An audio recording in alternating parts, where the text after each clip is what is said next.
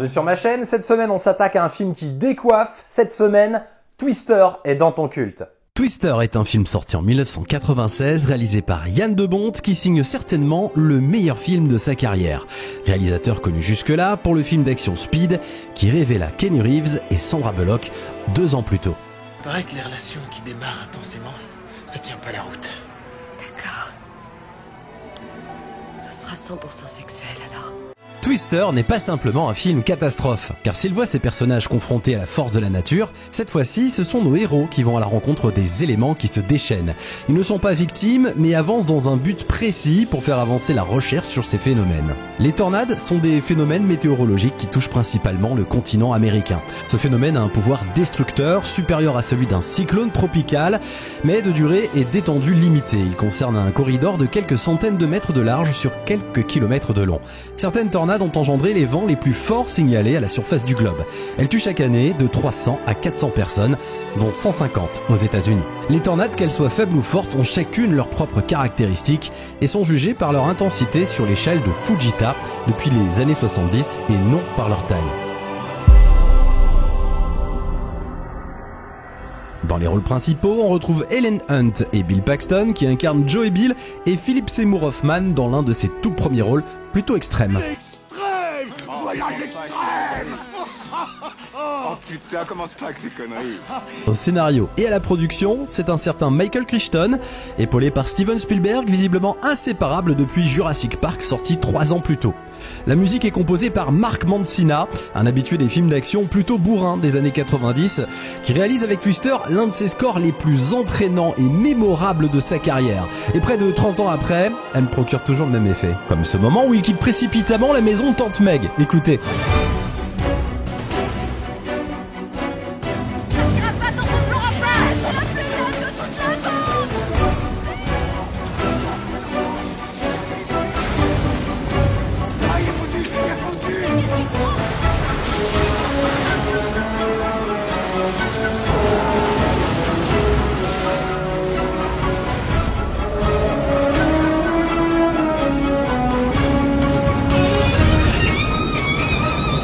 Bon, faut dire qu'ici, Mark Mancina s'est fait aider par le célèbre guitariste Van Halen. Ceci explique peut-être cela. Bref, on est sur du très lourd. Doté d'un budget confortable de 92 millions de dollars, le film en met plein la vue sur les effets spéciaux, très en avance pour l'époque. Et après avoir réalisé ceux de Terminator 2 puis de Jurassic Park, ils sont bien entendu confiés ici à la société ILM, Industrial Light and Magic. Yann de Bont étudie le cinéma à Amsterdam. Après avoir réalisé quelques courts-métrages et documentaires, il se tourne vers la photographie, puis choisit de se spécialiser comme chef opérateur, chef op. En 1970, il est engagé par Paul Verhoeven pour l'aider sur son premier court-métrage. À partir des années 80, il s'impose aux États-Unis comme un directeur de la photographie et travaille sur plusieurs grosses productions, comme Piège de cristal de John McTiernan, qui lui permet de gagner en notoriété. Il travailla aussi sur Black Rain de Ridley Scott, À la poursuite d'Octobre Rouge de John McTiernan et L'Arme fatale 3 de Richard Donner. Fort de ses succès, il passe à sa première réalisation en 1994 avec le film d'action Speed.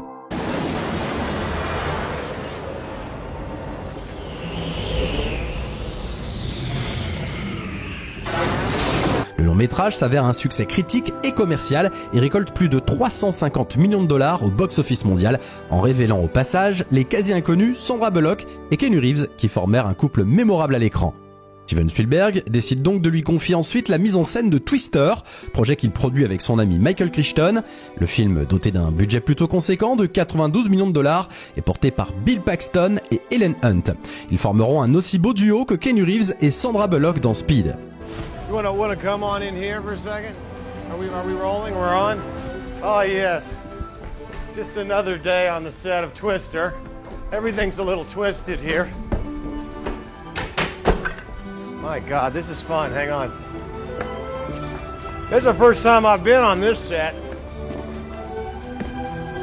What goes up must come down.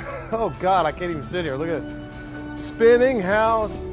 Got to go round, talk about your trouble, it's a crying shame.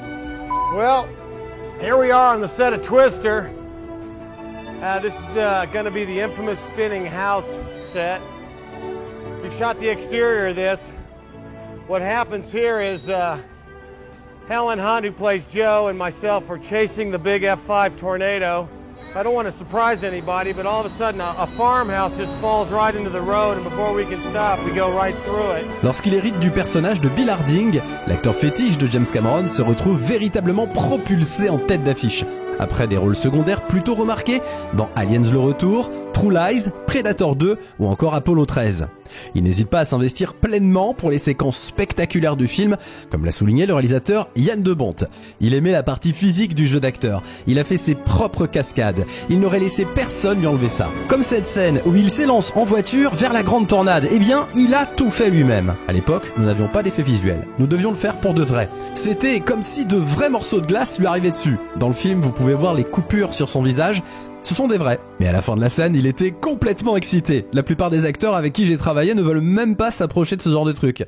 Mais c'est ça qu'était Bill. Il ne s'arrêtait pas de dire « certaines choses ne peuvent pas être jouées, il faut les ressentir ».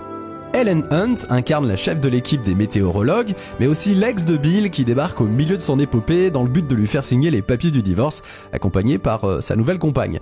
Helen Hunt s'est fait connaître grâce au rôle de Jamie Buckman dans la sitcom Dingue de toi, aux côtés de Paul Reiser, vu quelques années plus tôt dans Aliens de James Cameron. Sa performance dans la série lui a permis de remporter 4 Emmy Awards de la meilleure actrice durant 4 années consécutives, de 1996 à 1999. Et au cinéma, elle s'est illustrée dans les comédies populaires pour le pire et pour le meilleur, Dr T et les femmes et ce que veulent les femmes.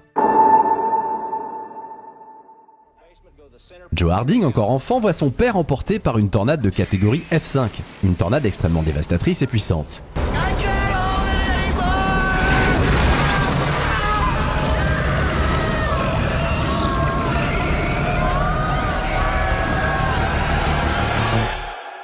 Wouldn't be right if you weren't here. 27 ans plus tard, à la tête d'une équipe de météorologues légèrement tarés et avides de sensations fortes, voire extrêmes, Voilà l'extrême! elle traque ces mystérieuses intempéries qui ravagent les plaines américaines dans le but de tester un système qu'elle a inventé qui permettrait de prévenir les populations plus tôt afin que tout le monde ait le temps de se mettre à l'abri. Car s'il est impossible de stopper de telles tornades, elle pense en les étudiants pouvoir mieux les comprendre et ainsi sauver un maximum de gens. Cet été-là, la météo prévoit la plus violente tornade qui ait frappé l'Oklahoma en 30 ans.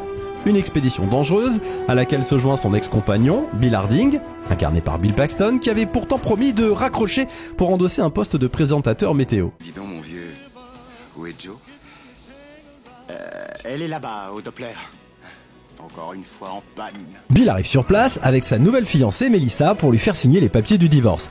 Il découvre à sa grande surprise 4 exemplaires de la machine Dorothy, machine sur laquelle ils ont tous les deux bossé. Au même moment, une alerte à la tornade est déclenchée et Bill va devoir littéralement poursuivre son ex-femme dans le seul but de lui faire signer ses foutus papiers, afin de pouvoir refaire sa vie tranquillement. Joe n'étant visiblement pas pressé de les signer. Alors qu'ils sont sur la route, ils croisent le convoi d'un ancien collègue, Jonas, qui sera en dehors des tornades le principal antagoniste du film. Doté des dernières technologies fournies par ses sponsors, mais n'ayant pas le flair légendaire de Bill qui sent quand le vent va tourner. Peu après les événements, Melissa, qui est au même bar que Joe, comprend que cette dernière a encore des sentiments pour lui. Après avoir été confrontée à une première tornade, et le 4x4 de Joe ayant été détruit... Où est mon 4x4 ?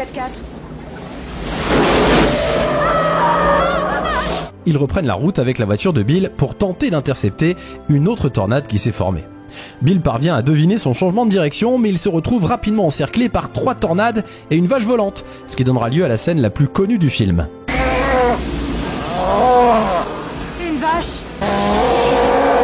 Une autre vache. En réalité, je pense que c'était la même. La vache Milka ayant disparu, l'équipe décide alors de se rendre à Wakita pour faire une pause chez Meg, la tante de Joe. Alors qu'ils sont à table, Melissa pose des questions concernant les tornades et demande s'il y a des F5 et à quoi elles ressemblent. Preacher lui répond qu'elles correspondent aux doigts de Dieu. Bill ajoute qu'une seule personne en a déjà vu une, c'est Joe. Est-ce qu'il y a des F5? À quoi ça ressemblerait? Au doigt de Dieu. L'équipe repart ensuite à la poursuite d'une F3 au nord de Dayton, tandis que Joe est au volant, dirigeant la voiture vers la tempête, et que Bill prépare la machine, une averse de grêle puis la tornade font leur apparition. Malheureusement, la tornade détruit quelques poteaux électriques, et l'un d'eux tombe, renversant la machine au passage.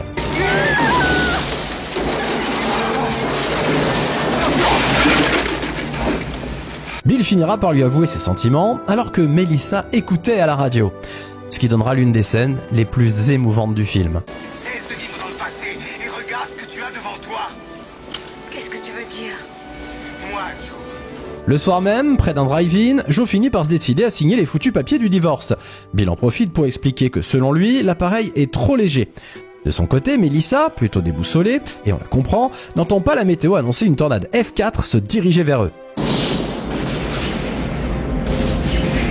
Après le passage de la tornade, Dustin annonce à Joe qu'elle se dirige droit sur Wakita. Joe et l'équipe décident donc de partir pour sauver Tante Meg. Et Melissa annonce à Bill qu'elle le quitte, déclarant qu'elle n'est pas faite pour la chasse à la tornade, tout en l'encourageant à se remettre avec Joe. J'ai jamais compris cette scène. En fait, elle a le cœur brisé, elle demande à son mec de se remettre avec son ex. Mais dans la vraie vie, jamais tu fais ça. Sur place, l'équipe sauve Meg in extremis avant que sa maison ne s'écroule. Joe a alors une idée, celle de créer des hélices avec des canettes en aluminium afin de permettre aux détecteurs de voler dans la tornade. Bill embarque à bord de son pick-up avec les 2 dernières Dorothy dont les détecteurs ont été modifiés pour voler et part avec Joe pour intercepter la gigantesque F5 qui s'est formée. Malheureusement encore, la tornade balaye une des 2 machines déployées et Bill manque de peu de se faire heurter par un camion-citerne.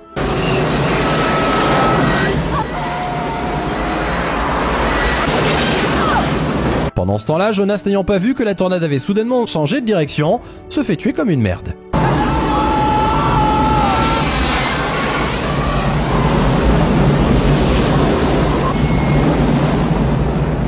Bill et Joe décident donc de se diriger droit vers le centre de la tornade pour l'intercepter, en sacrifiant le 4x4, symbole de la nouvelle vie de Bill, et là, ça marche!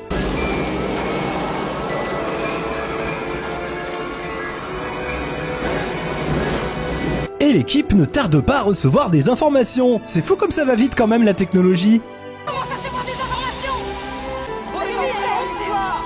Oh mon Dieu! Mais l'une d'entre elles indique que la tornade commence à dévier de sa trajectoire, forçant Bill et Joe à s'enfuir à pied pour lui échapper. Ils finissent par trouver refuge dans une grange et s'attachent solidement à la plomberie. Avec ça.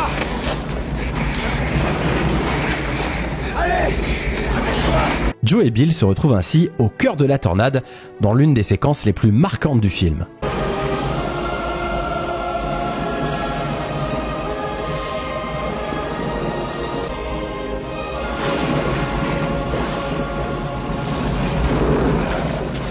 La tornade finit par disparaître et il remarque qu'elle n'a pas emporté la maison toute proche.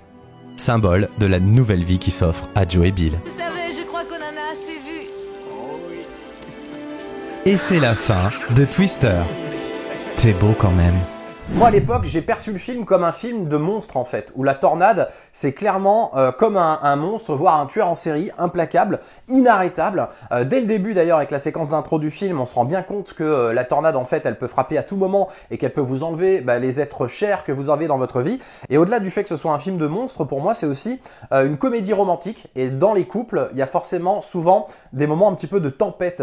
Et ce que je trouve vraiment intéressant dans ce film c'est la relation entre Joe et Bill, leur relation qui est complètement au point mort au début du film, ils sont sur le point de divorcer, et c'est finalement en explorant le trauma d'enfance de Joe qu'ils vont se réunir, se réconcilier et finir ensemble à la fin du film. À un moment, il y a Kubiak de la série Parker Lewis, je sais pas si vous avez remarqué, moi je l'ai vu seulement en bossant sur le film là très récemment, je l'avais jamais vu au premier visionnage, mais c'est bien Kubiak donc de la série Parker Lewis, dans un rôle ultra secondaire dans l'équipe de bouffon de Jonas. Jonas qui est joué par Cary Elwes, qui est hyper caricatural comme méchant, mais on va dire qu'il en fallait un. Le vrai méchant du film, c'est clairement la tornade, voire les tornades, et le film est vraiment construit de cette manière-là. C'est un road movie en fait, c'est clairement ça, on est en permanence, et c'est là où c'est super bien vu, dans les voitures, donc on a vraiment l'impression d'être à leur côté, de combattre les tornades. C'est filmé comme dans un road movie, la caméra est dans la voiture, ou alors autour de la bagnole, mais c'est vraiment ça, c'est clairement un road movie pour moi, mélangé à une comédie romantique et à un film limite de type tueur en série. La séquence du drive-in est peut-être pas ma préférée, mais clairement c'est une séquence qui reste encore ultra impressionnante de nos jours, parce que tout est fait en effet pratique, c'est vraiment une voiture qui vient traverser le toit dans lequel ils sont réfugiés au moment où la tornade justement est en train de traverser au-dessus du drive-in. Pour les séquences aériennes par exemple, ce sont de vrais hélicos qui ont filmé les convois de voitures, parce qu'à l'époque forcément les drones n'existaient pas. Alors, clairement aujourd'hui, ça c'est le genre de séquence qui serait fait totalement avec du fond vert sur des effets spéciaux. Alors évidemment que le film il souffre de certains clichés cliché, comme la fin que je trouve un petit peu trop cuté, ça va un petit peu vite, c'est vite expédié. Bon, le couple finit ensemble, ça forcément on s'en doute peut-être au début du film, mais c'est tout ce qu'ils ont traversé pour en arriver là qui est hyper intéressant. Et le moment au final où ils arrivent pour Joe à abandonner son trauma d'enfance et Bill pas se cacher en fait dans sa nouvelle vie, parce qu'on se rend bien compte que finalement il est pas heureux non plus dans sa nouvelle vie, mais il se force en fait à être heureux. Et ça c'est souvent dans nos vies que des fois on fait semblant. Finalement dans nos vies on fait semblant, on a tous des masques, on fait semblant d'être heureux. Et là on voit bien que c'est le cas de Bill. Et Joe de son côté elle se réfugie dans le boulot et elle est là juste pour essayer d'explorer son trauma d'enfance et puis peut-être éventuellement de passer à autre chose, mais il faut qu'elle combatte la bête d'une certaine manière, incarnée par la tornade, pour y arriver.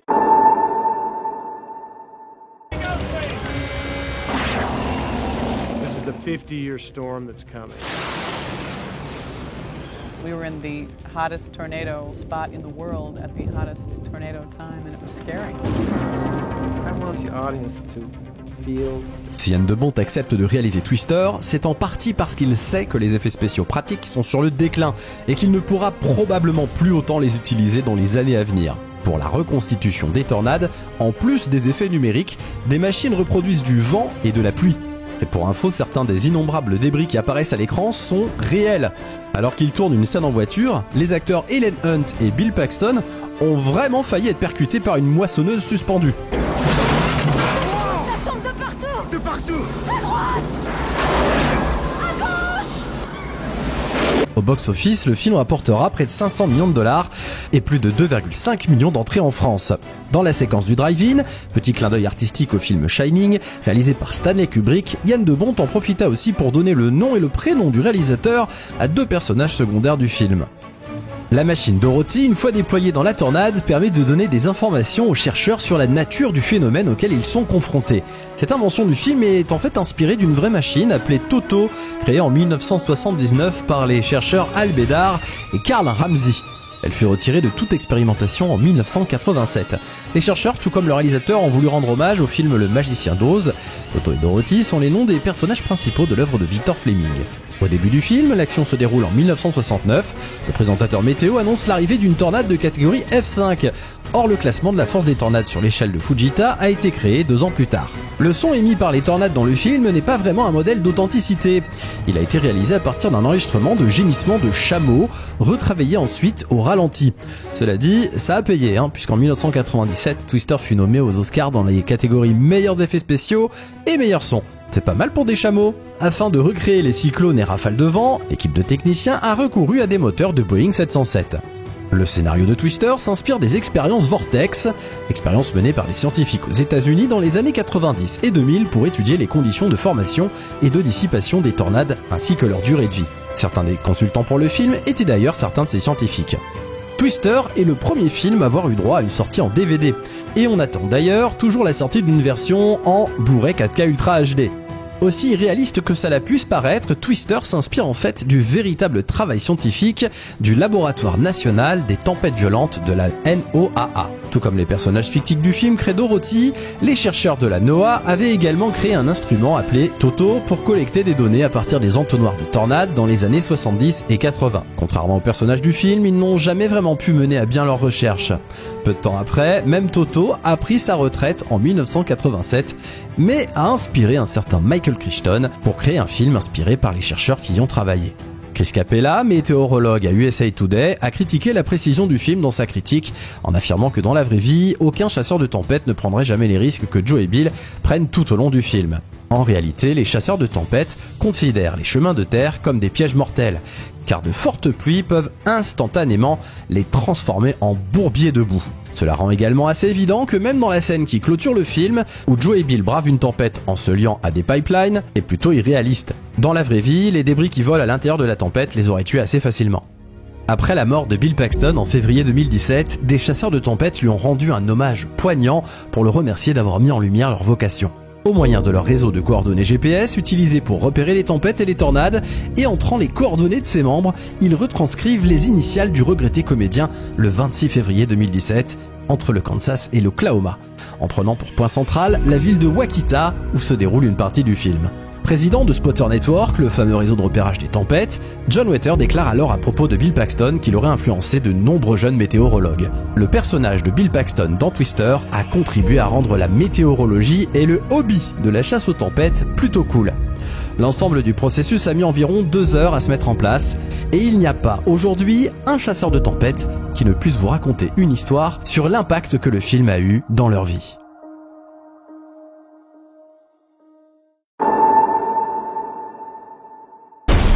Je sais pas ce qui vous arrive dessus, mais c'est énorme et ça va vite.